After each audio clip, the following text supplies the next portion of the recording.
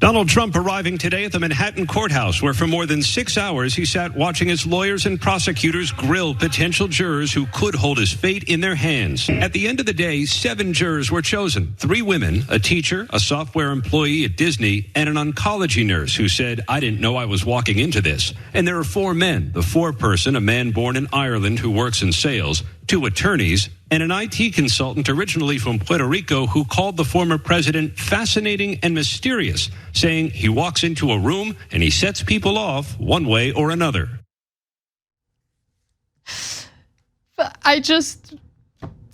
Fascinating and mysterious is that's an amazing comment. I want to be fascinating and mysterious, but I'm an open book, people. I'm an open book. All right. Jury selection in Donald Trump's hush money trial is ongoing, it's underway, and lawyers are doing their best to suss out any bias among those in the jury pool. So far, 7 people have been selected, including the foreman.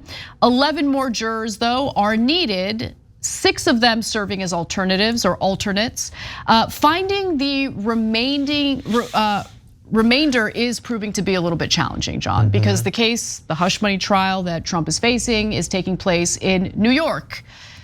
We're talking about a lot of people who don't like Donald Trump, so I can understand the concerns about biases playing a role. But just to back up for a second, in case you've never done jury duty, you've never been part of a jury pool, both sides get to ask questions to suss out any potential biases and do away with the potential jurors that they think would not be fair in hearing the case and deciding the case. Now, the quest to find a jury of 12 people and 6 alternates got off to a slow start yesterday, as more than half of the 96 potential jurors summoned to the Manhattan courtroom said they couldn't be fair and impartial when it comes to Trump, the polarizing New York native and former commander-in-chief. Trump's defense attorneys are also doing some digging behind the scenes, looking into social media posts to see if any of the potential jurors have anti-Trump biases. Some of the reasons that jurors were dismissed by the defense included following an anti-Trump group on social media, having a Facebook page contain Occupy Democrats content. Prosecutors, though, also get to reject jurors based on potential biases. Here are some examples, including following Trump on X and having read his books. I don't think that necessarily means anything. Yeah, I mean, lots of journalists could follow him. I mean, he doesn't even post on there. I read books by people I can't stand. And I do it because I want to know what the argument is, right? Yeah. The idea that that means I like the person that I'm reading from, or that I have a bias that's so overwhelming that I couldn't, fairly. Yeah. And whatever, it doesn't matter. This is what they're gonna do. It is what they do. So. Yeah.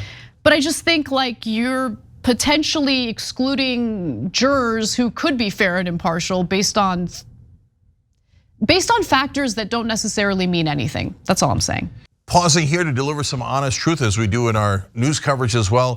TYT is facing challenges, guys, as the entire industry is. You know who could make the difference? You. If you hit the join button below, it's gonna make all the difference and keep us in business. We appreciate you, thank you.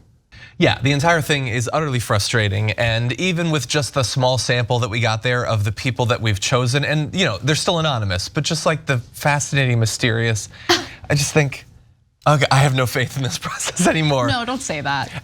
Not even. I don't even know that individual. That individual might be totally open-minded or whatever. It's a weird way to describe him.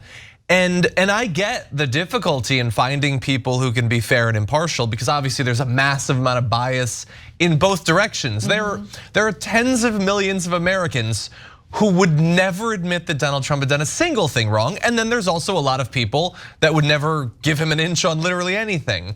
And at this point, honestly, what would a person look like who has no opinion whatsoever? We're not in month 1 of this. We've been going through this for a decade at this point. You don't have any thoughts? Oh my God, the person who's, I don't even think that person exists, but the person who knows nothing about anything in this case, doesn't even know who Trump is, probably the happiest person on the planet. Maybe. The happiest, most ignorant person on the planet. Yeah, and I also think the thing about the conversation around the jury selection that bothers me so much, though, is it feels like, particularly in the media, everyone who's talking about this, and Fox News is being very clear about this. I know we're gonna talk about Jesse Waters or whatever. like for them, it is clear that that's all that matters is they're trying to get someone who's gonna ignore the evidence and convict him. We need to get someone who's gonna ignore the evidence and acquit him. Can we look at the evidence? Hey, can we actually like look at the case? Because maybe some of this is compelling. Maybe regardless of bias, it's just pretty clear what happened and what the consequences should be. Right. But very few people actually seem interested in that at this point. John, this is America, okay? You gotta pick a side and you defend that side to the death, no matter what. I'll defend it to the blood. Evidence be damned. Evidence be damned. I have a side, just like the reality should have some part in this. I mean, I agree with you on that. Behavior in this country would prove otherwise, though. It seems like we're rare in believing that. Anyway, so Donald Trump, though, is not doing himself any favors. He tends to be his own worst enemy, especially when it comes to some of these legal proceedings, because listen, you shouldn't engage in any like intimidation of potential jurors, but it appears that there was a little bit of that going on yesterday. So he decided to make some weird muttering statement to one of the individuals in the jury pool who was being questioned, okay? So this occurred after Trump's lead lawyer, his name is Todd Blanche, questioned a potential juror over hostile social media posts and celebratory videos of Biden winning the presidential election in 2020. The judge was not pleased with Trump muttering something toward her, although no reporting indicates like what he said. It just appears to have been a situation where he was trying to intimidate her. That's how it's being reported. We weren't in the courtroom, I don't know for sure, but apparently the judge said Trump was gesturing and muttering something. He was audible, he was speaking in the direction of the juror. I will not tolerate that. I will not have any jurors intimidated in this courtroom. I want to make that crystal clear. So at that point, the judge then instructed Blanche, that's Trump's attorney, to speak with Trump about his behavior. And then later, Trump did what Trump does best. He posted on social media saying, I thought strikes were supposed to be unlimited when we were picking our jury. I was then told we only had 10, not nearly enough when we were purposely given the second worst venue in the country. Don't worry, we have the first worst also. As the witch hunt continues, election interference. Okay, so here's the reality. Trump does get unlimited strikes. I just You sigh audibly. I'm tired.